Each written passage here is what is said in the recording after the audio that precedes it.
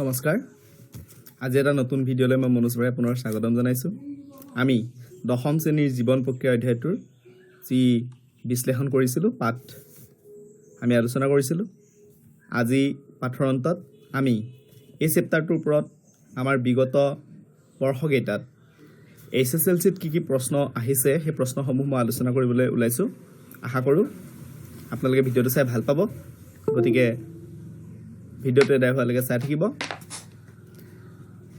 প্ৰথম 2020 চনত আমাৰ জীৱন প্ৰক্ৰিয়া চেপ্টাৰটোৰ পৰা যিকেইটা প্ৰশ্ন আহিছিল তাৰ প্ৰথম প্ৰশ্নটো ক'বলৈ গৈছোঁ SSLC 2020 ৰ প্ৰথম প্ৰশ্ন আহিছিল যে অবাত শ্বসন সংঘটিত হয় মাইট্ৰকণ্ড্ৰিয়াত ক্লোৰোপ্লাষ্টত কোষকেন্দ্ৰত নে কোষপৰশত এইকেইটা আহিছিলে এই অপচনেল আহিছিলে তাৰ MCQ এটা আহিছিলে যে অবাত শ্বসন সংঘটিত হয় মাইট্ৰকণ্ড্ৰিয়াত হয় নে ক্লোৰোপ্লাষ্টত হয় কোষকেন্দ্ৰত হয় নে কোষপৰশত হয় নিশ্চয় ধৰিব পাৰিছে যে অবাত শ্বসনটো মাইট্ৰকণ্ড্ৰিয়াত নাছিলে মাইট্ৰকণ্ড্ৰিয়াত কি আছিলে সবাত শ্বসন আছিলে আৰু ক্লোৰোপ্লাষ্টত কি আছিলে ক্লোৰোপ্লাষ্টটো নহয় ক্লোৰোপ্লাষ্টটো নহ'ব কোষকেন্দ্ৰত এইটো নহ'ব কোনটো আছিলে কোষপৰশত হয় কোষপৰশত কি হয় অবাত শ্বসন সংঘটিত হয় গতিকে ইয়াৰ শুদ্ধ উত্তৰ আছিলে 4টো জীৱন প্ৰক্ৰিয়া চেপ্টাৰটোত 2020 চনত দুটা প্ৰশ্ন আহিছে এটা 5 নম্বৰৰ এটা আহিছে আৰু এটা 1 নম্বৰ আহিছে বাকি 5 নম্বৰ প্ৰশ্নটো মই কৈ দিছোঁ যে জৈৱ অনুঘটকবোৰ কি 5 নম্বৰ প্ৰশ্নটোত আহিছে জৈৱ অনুঘটকবোৰ কি জৈৱ অনুঘটক কি আছিলে উৎসেচকবিলাক অৰ্থাৎ আমাৰ পাচক নলীৰ বিভিন্ন অংশত যে কিছুমান উৎসেচক নিঃসৰণ হৈছিলে যিবিলাক উৎসেচকে কি কৰিছিলে খাদ্যৰ সৰল উপাদানলৈ খাদ্যক ৰূপান্তৰ কৰিছিলে আৰু খাদ্য হজম কৰিছিলে সেইবিলাকে আছিলে জৈৱ উৎসেচক সেইটো প্ৰশ্ন আহিছে যে এইটো 5 নম্বৰ প্ৰশ্ন ইয়াত 1 প্লাছ হাফ প্লাছ 2 প্লাছ 1 হৈ আহিছে প্ৰথম দিছিলে জৈৱ অনুঘটকবোৰ কি নেক্সট দিছিলে এনে দুটা অনুঘটকৰ নাম লিখা আৰু আমাৰ শৰীৰত এইবোৰে গ্ৰহণ কৰা ভূমিকা আলোচনা কৰা পাচক গ্ৰন্থিৰ দ্বাৰা পাকস্থলীত নিঃসৰিত হোৱা হাইড্ৰক্লৰিক এচিডৰ কাৰ্য কি গতিকে এই ধৰণে প্ৰশ্নটো আহিছে কৈছে এনে দুটা অনুঘটকৰ নাম লিখা আৰু আমাৰ শৰীৰত এইবোৰে গ্ৰহণ কৰা ভূমিকা আলোচনা কৰা গতিকে দুটা এনেকুৱা জৈৱ অনুঘটকৰ নাম লিখিব লাগে গতিকে আমি লিখিব পাৰোঁ লালতীয়া মাইলেজ লিখিব পাৰোঁ পেপচিন লিখিব পাৰোঁ ট্ৰিপচিন লিখিব পাৰোঁ এইকেইটা লিখিব পাৰোঁ লাইপেজ লিখিব পাৰোঁ যিকোনো দুটা লিখিব দিছে ধৰি লৈছোঁ আমি ক'লোঁ যে এনেকুৱা দুটা জৈৱ অনুঘটক হ'ল ক্ৰমে পেপচিন আৰু লালতীয়া মাইলেজ এতিয়া পেপচিনৰ কাম কি যে পেপচিনৰ কাম হ'ল পেপচিন হ'ল পাকস্থলীৰ পৰা নিঃসৰণ হোৱা এটা জৈৱ অনুঘটক বা পাচক উৎসেচক যি প্ৰটিনৰ বিশ্লেষণত কি কৰে সহায় কৰে এইটো পেপচিনৰ কাম হৈ গ'ল তাৰপিছত যদি আমি লালতীয়া মাইলেজৰ কথা কওঁ গতিকে লালতীয়া মাইলেজ হ'ল মুখগহ্বৰৰ নিঃসৰণ হোৱা এটা পাচক উৎসেচক বা জৈৱ অনুঘটক গতিকে যি কি কৰে খাদ্যৰ শৰ্কৰা সৰল শ্ৰেণীলৈ ৰূপান্তৰিত কৰে ইয়াৰ পিছত কৈছিলে যে পাক গ্ৰন্থিৰ দ্বাৰা পাকস্থলীত নিঃসৰণ হোৱা হাইড্ৰক্লৰিক এচিডৰ কাম কি এইটো কি আছিলে যে পাক গ্ৰন্থিৰ দ্বাৰা পাকস্থলীত নিঃসৰণ হোৱা হাইড্ৰক্লৰিক এচিডে কি কৰে প্ৰটিন বিশ্লেষী উৎসেচক পেপচিনৰ কাৰ্যক্ষমতা বৃদ্ধি কৰে এইটোৱে আছিলে কাম গতিকে নিশ্চয় তোমালোকে এই প্ৰশ্নটোৰ উত্তৰ ধৰিব পাৰিছা গতিকে খুব সুন্দৰভাৱে প্ৰশ্নটো আহিছিলে যদিও 5 নম্বৰ প্ৰশ্ন ইয়াক যিহেতু মাৰ্কছখিনি 1 প্লাছ হাফ প্লাছ 2 প্লাছ 1 এনেকৈ আহিলে লিখিবৰ কাৰণে ভাল হয় সাধাৰণতে প্ৰশ্নবিলাক ইমান বেছি লিখিব নালাগে ইয়াৰ লগতে দি আৰু এটা প্ৰশ্ন আহিছে যে উদ্ভিদৰ দেহত খাদ্যৰ কেনেদৰে সংবহন ঘটে জাইলেম আৰু ফ্লোয়েম দ্ৰৱৰ পৰিবহনৰ পাৰ্থক্যবোৰ কি কি সেইটো প্ৰশ্ন আহিছিলে উদ্ভিদৰ দেহত খাদ্যৰ কেনেদৰে সংবহন ঘটে সেইটো মই তোমালোকক ধুনীয়াকৈ জীৱন প্ৰক্ৰিয়াত উদ্ভিদৰ খাদ্য সংবহনটো লিখোৱা আছিলে নোটটো গতিকে সেইটো চাই তোমালোকে তাৰ পৰা লিখিব পাৰিবা আৰু জাইলেম আৰু ফ্লোয়েম দ্ৰৱৰ পৰিবহনৰ পাৰ্থক্য জাইলেম দ্ৰৱৰ পৰিবহন ফ্লোয়েম দ্ৰৱৰ পৰিবহনৰ মই দুটা পাৰ্থক্য সুন্দৰভাৱে লিখি দিছোঁ গতিকে এইটো লিখিলে তোমালোকৰ এই প্ৰশ্নটোৰ উত্তৰ হৈ যাব গতিকে এইকেইটাই আছিলে 2020 চনত SSLCত জীৱন প্ৰক্ৰিয়া চেপ্টাৰটোৰ পৰা অহা প্ৰশ্ন ঠিক আছে গতিকে আমি ইয়াৰ পৰৱৰ্তী এটা চনত অহা প্ৰশ্ন বিবেচনা কৰোঁ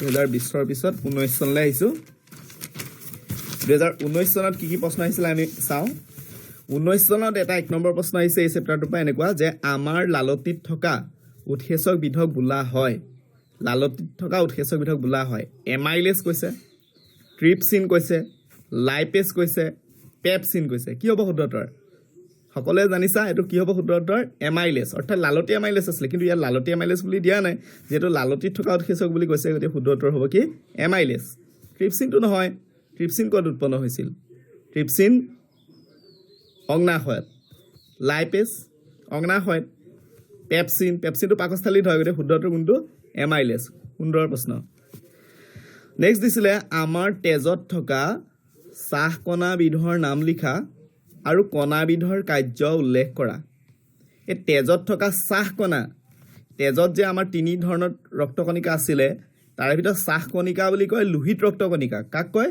লোহিত ৰক্তকণিকাক আৰু এই কণিকাবিধৰ কাম কি যে লোহিত ৰক্তকণিকাত হিমোগ্লোবিন থাকে আৰু হিমোগ্লোবিনে কি কৰে হিমোগ্লোবিনে কি কৰিছিল আমি পৰিবহনত পাইছোঁ ধুনীয়াকৈ হিমোগ্লোবিনে কি কৰে তেজত অক্সিজেনৰ কি কৰে পৰিবহন কৰে গতিকে হিমোগ্লোবিনে অক্সিজেন কঢ়িয়াই নিয়ে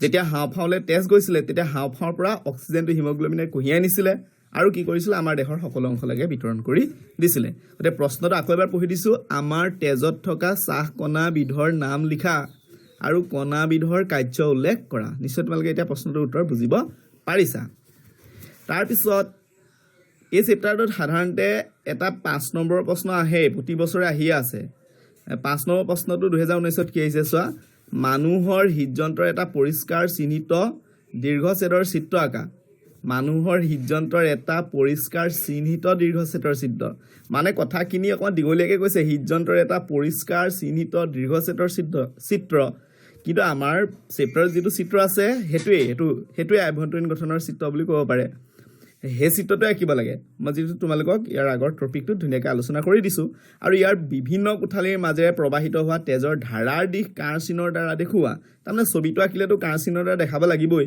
আৰু হৃদযন্ত্ৰৰ মাজেৰে হোৱা তেজৰ সংবহনৰ এটি চমু বিৱৰণ দিয়া হৃদযন্ত্ৰৰ মাজেৰে তেজৰ চলাচল কিদৰে হয় তাৰ এটা চমু বিৱৰণ দিব দিছে এইটো হৃদযন্ত্ৰৰ মাজেৰে তেজৰ চলাচল বুলি যিটো নোট প্ৰস্তুত কৰা হৈছিলে তাত থকা কথাখিনি লিখিলেই এই প্ৰশ্নটোৰ কাৰণে ইয়াৰ উত্তৰটো পৰ্যাপ্ত হ'ব নিশ্চয় ধৰিব পাৰিছা তাৰপিছত অৰ হিচাপে আহিছিলে সেই একেটা প্ৰশ্নতে এটা অৰ হিচাপে আহিছিলে যদি এইটো নকৰি ইটো কৰিব পাৰি সেই প্ৰশ্নটো চাওঁ সালোক সংশ্লেষণ কি ক'ব নালাগে নিশ্চয় ইয়াৰ আগৰ ভিডিঅ'ত ধুনীয়াকৈ আলোচনা কৰা হৈছে যদি কাৰোবাৰ কিবা প্ৰব্লেম আছে আগৰ ভিডিঅ' চাই ল'বা সালোক সংশ্লেষণ কি ধুনীয়াকৈ ডেফিনিশ্যন দিয়া আছে এই প্ৰক্ৰিয়াৰ কাৰ্যসমূহ কি কি সালোক সংশ্লেষণৰ 3টা কাৰ্য যে আছিলে লিখা আছিলে সেইটো চাই ল'লে হ'ল আকৌ কৈছে উদ্ভিদে কেনেদৰে কাৰ্বন ডাই অক্সাইড অৱশোষণ কৰে উদ্ভিদৰ পৰিবহণটো চালে এইটো তোমালোকে গম পাবা গতিকে এই প্ৰশ্নটো আহিছিলে সালোক সংশ্লেষণ কি 1+3+1 হৈ আছে 1+3+1 মানে সালোক সংশ্লেষণ কি এইটো যদি লিখিব পাৰা 1 পাবা এই প্ৰক্ৰিয়াত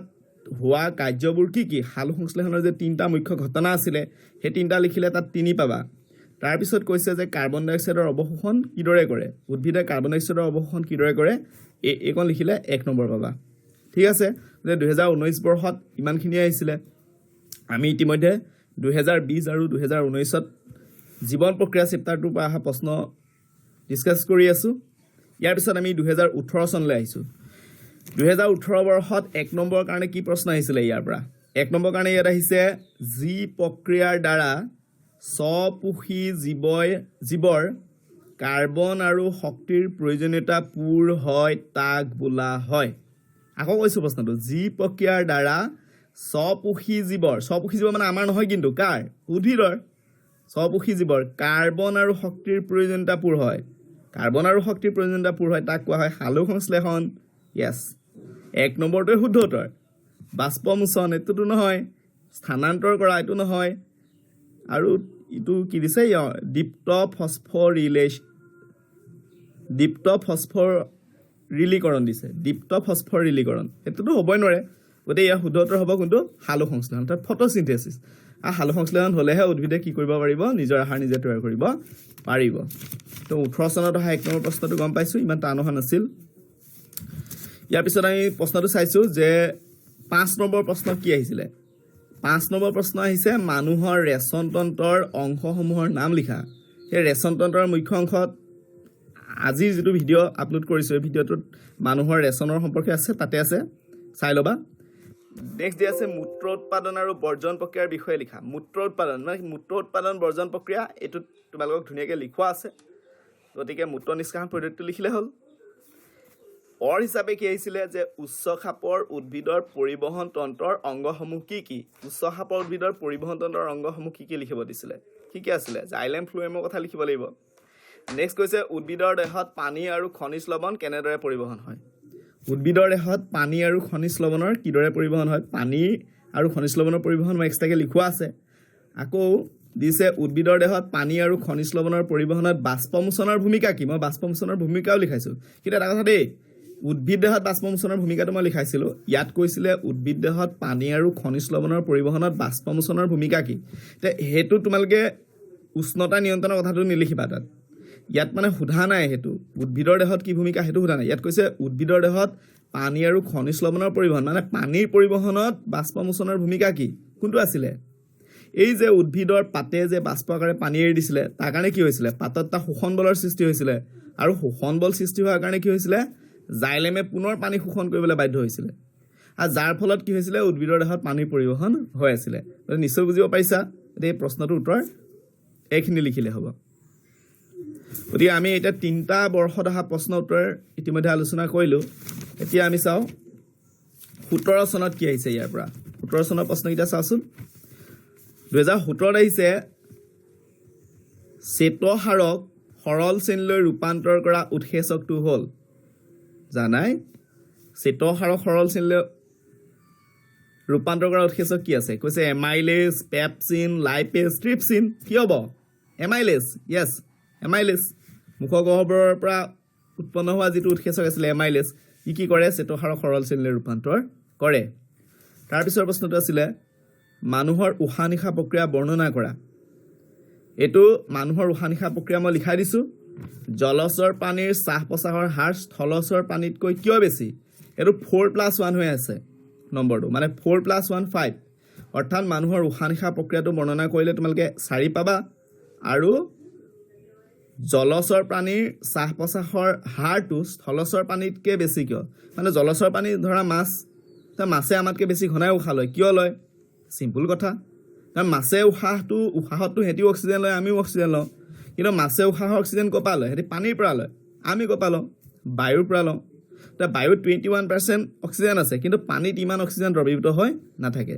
যিহেতু পানীত দ্ৰৱীভূত হৈ থকা, মানে জলত দ্ৰৱীভূত হৈ থকা অক্সিজেনৰ পৰিমাণ বায়ুমণ্ডলৰ তুলনাত কম, সেইটো কাৰণে সিহঁতে কি কৰিব লগা হয়? অক্সিজেনটো সিহঁতি কমকৈ পায়তো, তাৰ পৰিপ্ৰেক্ষিতত সিহঁতে কি কৰিব লগা হয়? ঘনে ঘনে উশাহ ল'ব লগা হয়। নিশ্চয় প্ৰশ্নটো তাৰ ভালকৈ বুজি পাইছা।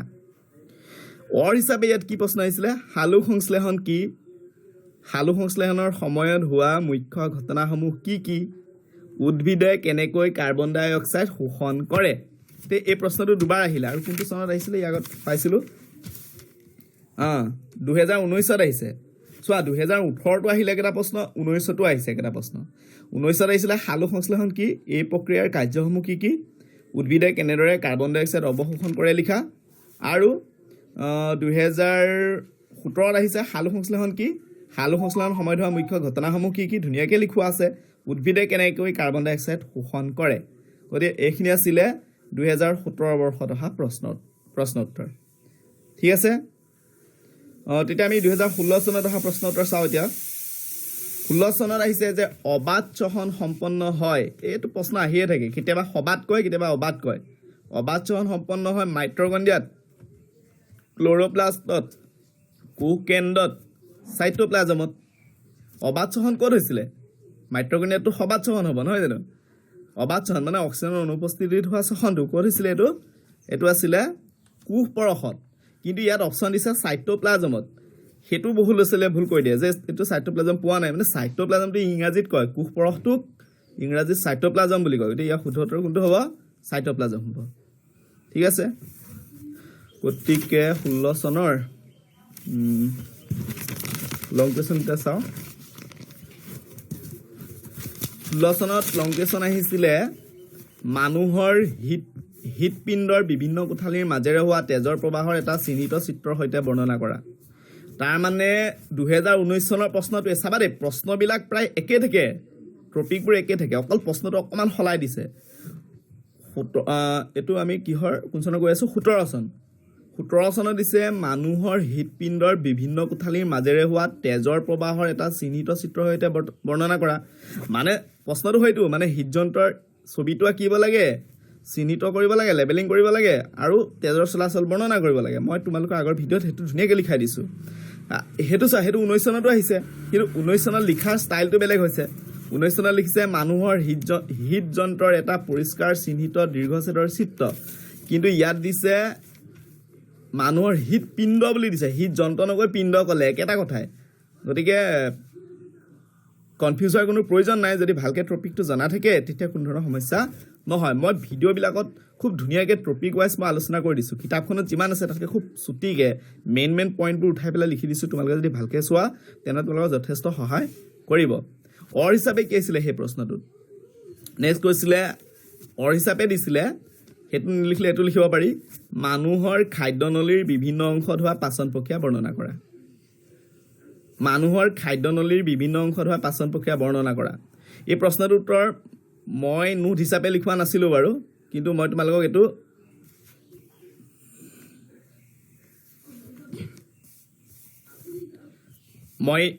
তোমালোকক এইটো ধুনীয়াকৈ ডেছক্ৰিপশ্যন কৰি পেলাই এইটো বুজাই দিছিলোঁ। গতিকে তোমালোকে এইটো ভালকৈ চাই ল'বা আৰু কিতাপৰ পৰা এইখিনি মই কোৱা কথাখিনি তোমালোকে লিখি ল'ব পাৰিবা। খাদ্যনলীৰ বিভিন্ন অংশত হোৱা পাচন, তোমালোকে এটা কাম কৰিবা, মানুহৰ খাদ্যনলীৰ বিভিন্ন অংশত হোৱা পাচন বৰ্ণনা কৰোঁতে তোমালোকে ষ্টেপ বাই ষ্টেপ লিখিবা যে মানুহৰ খাদ্যনলীৰ বিভিন্ন অংশত হোৱা পাচন প্ৰক্ৰিয়া তলত বৰ্ণনা কৰা হ'ল। 1, মুখ গহ্বৰত হোৱা পাচন লিখিলা।